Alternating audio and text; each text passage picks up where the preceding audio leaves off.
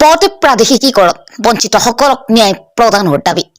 8 জানুৱাৰীত ভেঞ্চাৰ শিক্ষকৰ দিছপুৰ ঘেৰাও কাৰ্যসূচী মুখ্যমন্ত্ৰীক বিচাৰি হ'ব এই প্ৰতিবাদ দীৰ্ঘ 19 দিন ধৰি সচলত ন্যায্য প্ৰাপ্তিৰ হকে অনশন কাৰ্যসূচী ৰূপায়ণ কৰাৰ পাছতো ৰাজ্যখনৰ ভেঞ্চাৰ শিক্ষানুষ্ঠানত কৰ্মৰত শিক্ষক কৰ্মচাৰীৰ মৰ্মবেদনা উপলব্ধি কৰিবলৈ সক্ষম নোহোৱা ৰাজ্য চৰকাৰখনৰ বিৰুদ্ধে পুনৰ সৰব হৈছে সদৌ অসম অপ্ৰাদেশিকৃত শিক্ষক কৰ্মচাৰী সংস্থা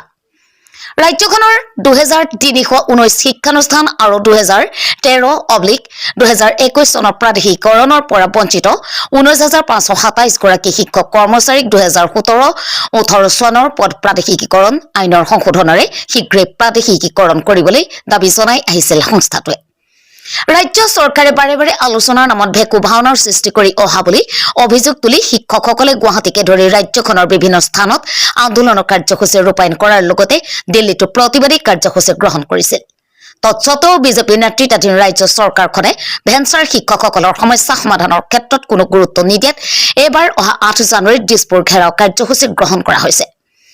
দিছপুৰ প্ৰেছ ক্লাবত অনুষ্ঠিত এখন সংবাদমেলত আজি এই কথা ঘোষণা কৰিছে সংস্থাটোৰ সভাপতি হৰমোহন বৰাই তেওঁ কয় যে এই ঘেৰাও কাৰ্যসূচী হ'ব মুখ্যমন্ত্ৰীক বিচাৰি বৰাই লগতে কয় যে শিক্ষকসকলে দীৰ্ঘদিন ধৰি ন্যায্য প্ৰাপ্যৰ হকে সংগ্ৰাম চলাই অহাৰ পাছতো চৰকাৰক গা লৰা নাই 2022 চনৰ 20 অক্টোবৰতে মুখ্যমন্ত্ৰী ডক্টৰ হিমন্ত বিশ্ব শৰ্মাই সংস্থাৰ বিষয়ববীয়াসকলৰ সৈতে হোৱা আলোচনা মৰ্মে 2017-18 চনৰ পদ প্ৰাদেশিকীকৰণ আইনখন সংশোধন কৰি এই শিক্ষানুষ্ঠান আৰু শিক্ষক কৰ্মচাৰীসকলৰ লগতে 2013-21 চনত বঞ্চিত শিক্ষক কৰ্মচাৰীসকলক প্ৰাদেশিকীকৰণৰ আশ্বাস আৰু প্ৰতিশ্ৰুতি দিছিল এই আলোচনা এতিয়া প্ৰশাসনত পৰিণত হোৱা বুলি উল্লেখ কৰি সভাপতি বৰাই কয় যে তেওঁ ভোটৰ ৰাজনীতিৰ বাবে মুখ্যমন্ত্ৰী হৈ আছে অসমৰ জ্বলন্ত সমস্যা বা জাতীয় সমস্যাৰ প্ৰতি তেওঁৰ কোনো গুৰুত্ব নাই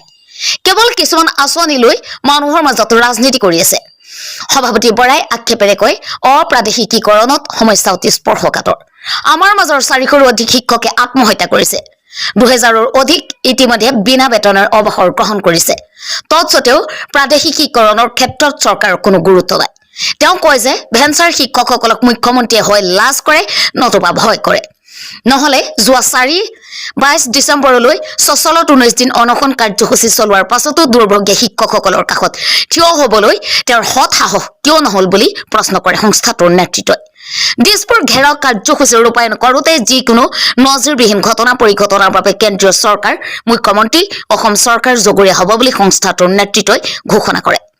দিনৰ 10:30 বজাৰ পৰা হ'বলগীয়া এই প্ৰতিবাদী কাৰ্যসূচীত ৰাজ্যখনৰ প্ৰায় 15,000 শিক্ষকে অংশগ্ৰহণ কৰিব বুলি সংস্থাটোৰ তৰফৰ পৰা জনোৱা হৈছে